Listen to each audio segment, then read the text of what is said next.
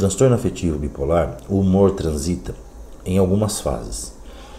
Ele pode ir para a mania, hipomania, depressão, como pode ficar eutímico também, que é o humor na sua normalidade. Hoje nesse vídeo nós vamos conversar sobre a fase de mania. É uma fase, eu diria que uma das mais importantes. Por quê? Porque ela é definidora de diagnóstico para o transtorno afetivo bipolar tipo 1. Vocês sabiam que o que define o diagnóstico de transtorno afetivo bipolar tipo 1 é a mania? Inclusive, o paciente não é necessário que ele tenha quadros depressivos para que possamos fazer o diagnóstico de transtorno afetivo bipolar. Se ele fizer um quadro de mania, isso já é o suficiente para que eu possa fazer o diagnóstico. Então vamos falar um pouquinho de mania. É importante que nós conheçamos a mania, porque o paciente, quando ele está dentro do quadro de mania, ele não consegue ter essa percepção. Pelo contrário, ele se acha muito bem, ele se sente muito bem. Então é muito difícil o paciente ter percepção, aquela autopercepção de que algo está errado quando ele está em mania franca. Difícil não, eu diria que impossível, na verdade. Então as pessoas que convivem com esse paciente, as pessoas que estão ao redor desse paciente, elas precisam conhecer a mania, porque esses pacientes vão precisar de ajuda, vão precisar dessa rede de apoio no momento que estão em mania. E muitas vezes precisamos protegê-los dessa fase da doença, né?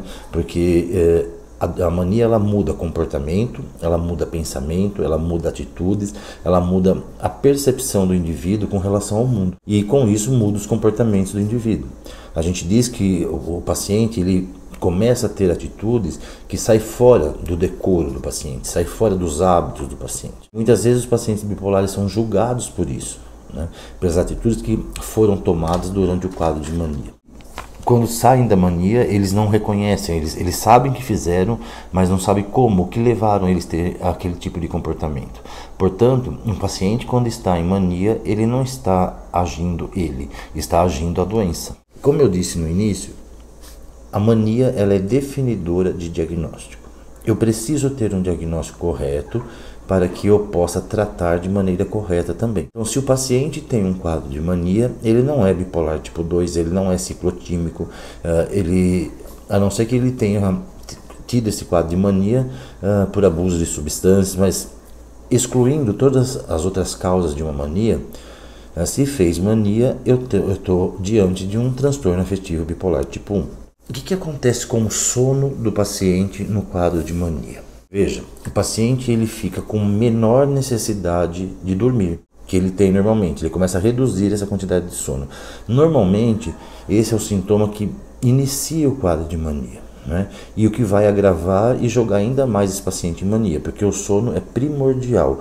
O sono é essencial para o paciente que tem transtorno afetivo bipolar. Então, com o sono do paciente, é isso. Ele começa a ter diminuição da necessidade de sono. Ele dorme menos, mas não é que nem o paciente que tem insônia.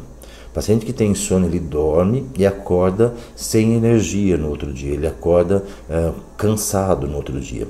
E ele quer dormir, mas não consegue. O paciente bipolar não. Quando ele tem diminuição da necessidade de sono, ele simplesmente dorme 2, 3, 4 horas no máximo e acorda com disposição. Ele trabalha, ele faz as coisas no outro dia tranquilamente. Então, a necessidade de sono desse indivíduo, ela diminui. Por que é importante frisar aqui? Que essa diminuição da necessidade de sono é um dos primeiros sintomas que aparecem quando eu vou ter um quadro de mania, né? Então, se o teu paciente chega e fala, olha, eu estou conseguindo dormir, eu estou perdendo sono, eu estou dormindo pouco, normalmente ele não vai te dizer isso, porque ele continua com disposição, ele não se sente cansado quando ele está em mania. Mas você pode perguntar, quantas horas você está dormindo por noite? Você pode fazer uma anamnese mais detalhada.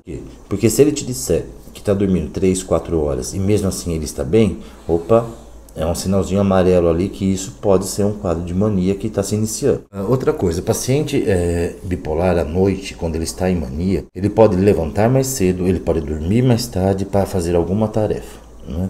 Ou vai ler, ou vai estudar, ou vai limpar a casa, enfim, eles começam a ficar mais ativos durante a noite. Ou vai mexer na internet, fica aquela coisa obsessiva de mexer na internet, porque os pacientes, eles acordam com pouca disposição de manhã e conforme vai entardecendo, esse paciente vai ganhando energia e disposição. Então é muito comum pacientes bipolares que se sentem mais produtivos à noite, que querem fazer seus trabalhos de escola à noite, ou então que trazem trabalhos do escritório para resolver em casa à noite. Primeiro que isso é um mau hábito, né? Porque para quem é bipolar, dormir tarde e acordar tarde não é um bom negócio. Então, eles, além de perder o sono, eles ficam mais ativos, eles começam a fazer atividades noturnas. Um outro sintoma da mania é a taquilalia e o paciente fica logorreico. O que é isso, gente? O nome é esquisito, mas não é difícil de entender o que é. A taquilalia é quando o paciente começa a falar rápido, né? Ele fala muito rápido, né? Taquilalia, como se fosse taquicardia, que vem do coração. E quando ele está logorreico, eu estou dizendo que ele está falando muito, ele está falando muita coisa, né? Uma atrás da outra. Então a gente diz que é um paciente logorreico. Ele não espera, por exemplo, o tempo do outro para falar. Se ele está numa conversa, o outro fala, ele já fala em cima, ou ele fala antes do outro responder. Parece que é uma ansiedade, mas não é. Isso se dá por quê? Se dá por conta da velocidade do pensamento desse paciente. Ele não consegue acompanhar a velocidade do pensamento. A fala quer acompanhar esse pensamento que está acelerado, então ele fica com taquilalia e fica logorreico. Esses dois conjuntos de coisas que eu falei para vocês agora, a taquilalia e ficar logorreico, é o que a gente chama de pressão por fala. Então o paciente fica falando bastante, falando rápido, né? E nesses momentos pode acontecer o que a gente chama de fuga de ideias. O que é isso? Ele não chega a terminar um raciocínio, ele começa a conversar de um assunto, não termina, já emenda em outro assunto, ou seja, o pensamento está muito acelerado. Pode ser que com esse sintoma, alguns pacientes percebam, tenham a autopercepção, que ele tem a sensação subjetiva que o pensamento está muito acelerado, né? E por isso que ele não está conseguindo acompanhar com a fala. Mas alguns pacientes, mesmo assim, também não percebem o que está acontecendo de fato. Esse pensamento acelerado que provoca taquilalia e deixa o paciente logorreico pode ser chamado pelo próprio paciente de ansiedade. Vejam, pessoal, pensamento acelerado não é a mesma coisa que ansiedade. Ansiedade, eu preciso ter uma preocupação com o futuro, não é? Eu preciso ter um adiantamento do futuro de maneira pessimista. Como assim, Cleiton? Por exemplo, eu estou pensando muito no amanhã e acho que as coisas não vão dar certo. E essa ideia não sai da minha cabeça. Isso é ansiedade. E preciso ter até mesmo respostas físicas desse pensamento ansioso. O que eu estou dizendo aqui, pensamento acelerado, é diferente de ansiedade. Mas para o paciente, normalmente ele identifica pensamento acelerado, fala rápida com ansiedade, né? Mas o paciente, ok, ele não tem obrigação de saber. Mas o médico tem obrigação de diferenciar essas duas coisas. Eu tenho aqui um paciente em mania com pensamento acelerado, eu tenho à minha frente um paciente com quadro ansioso. E posso ter também um paciente em mania que cursa junto com transtorno de ansiedade. Então tem que ter muito cuidado nesse momento para que a gente possa fazer o diagnóstico correto. Existe um sintoma dentro do quadro de mania chamado aumento da atividade dirigido a algum objetivo. O que é isso, gente? Vou explicar melhor. Esses pacientes costumam ter interesse, né, súbito por algum assunto e se dedicam extremamente obcecados e ficam extremamente obcecados por esse assunto. Vou dar um exemplo. Corrida de cavalo. Aí ele vai ler tudo sobre corrida de cavalo, ele vai estudar tudo, ele vai ver tudo que tem na internet sobre corrida de cavalo, ele vai organizar onde ele pode assistir essas corridas de cavalo. Enfim, ele fica expert em corridas de cavalo. Aí depois de um tempo ele simplesmente desiste, aquele interesse se acaba, não é? E nesses sintomas os pacientes podem ter muitos gastos financeiros. Alguns outros pacientes, por exemplo, aquarismo, mulheres, ou então ficam apaixonados por política, ou então ficam extremamente obcecados por questões religiosas.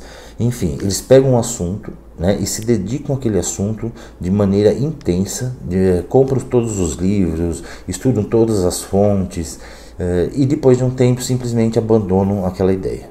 Tá? Isso é aumento de atividade dirigido a algum objetivo. É muito comum aparecer isso na fase de mania do paciente. E para cada paciente é um tema, né? Isso depende muito da realidade daquele paciente. O próximo sintoma, gente, é o envolvimento excessivo em atividades com alto potencial de ser negativo e de ser deletério para aquele paciente. Como assim, Cleito? Se envolver em atividades de alto risco. Por exemplo, ter relações sexuais desprotegidas, se expondo ao risco de adquirir doenças infecciosas, direção perigosa, ou seja, aquele paciente quando vai dirigir, ele corre mais, ele fica menos prudente, aliás, ele fica imprudente, né?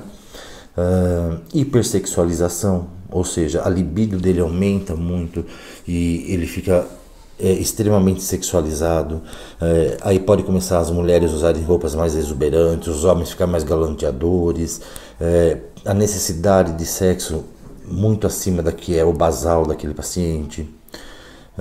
Essa é uma fase muito perigosa, porque em relação a álcool e droga, os pacientes que nunca usaram drogas ou então que usavam mais esporadicamente passam a usar com muita compulsão aquela substância, o álcool.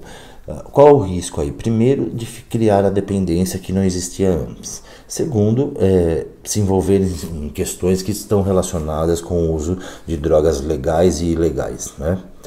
Agora, se esse paciente vem a desenvolver a dependência, e aí eu tenho bipolaridade e dependência química para tratar, fica muito mais difícil de eu estabilizar o humor desse paciente.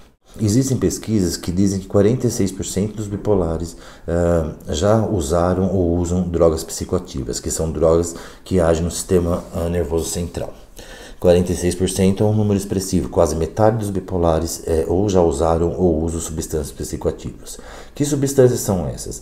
São drogas ilegais, né? Cocaína, maconha, crack, e são drogas legais, benzodiazepínicos, psicoestimulantes. Vejam, aí a gente tem um problema complicado, porque é difícil de estabilizar um paciente quando ele faz uso de outras drogas que não as drogas prescritas pelo médico.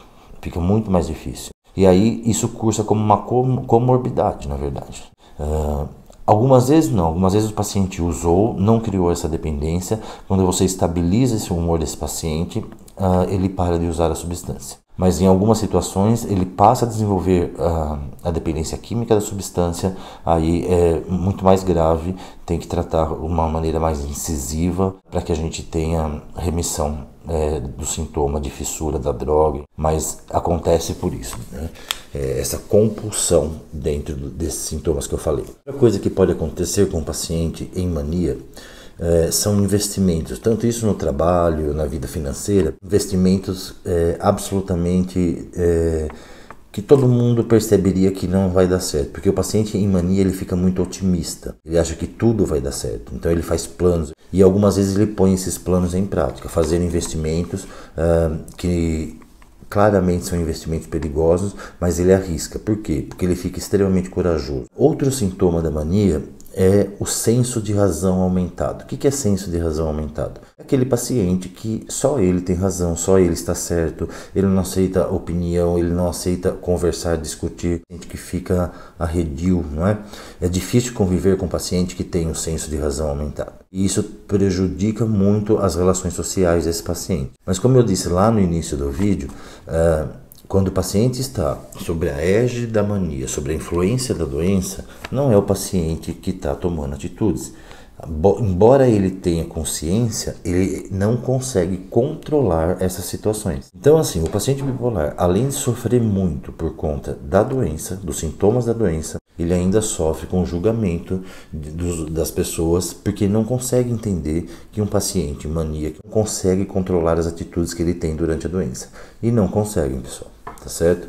O tanto de sofrimento que traz para esse paciente depois, se ele conseguisse, certamente ele controlaria e não faria as coisas que ele faz dentro do quadro de mania.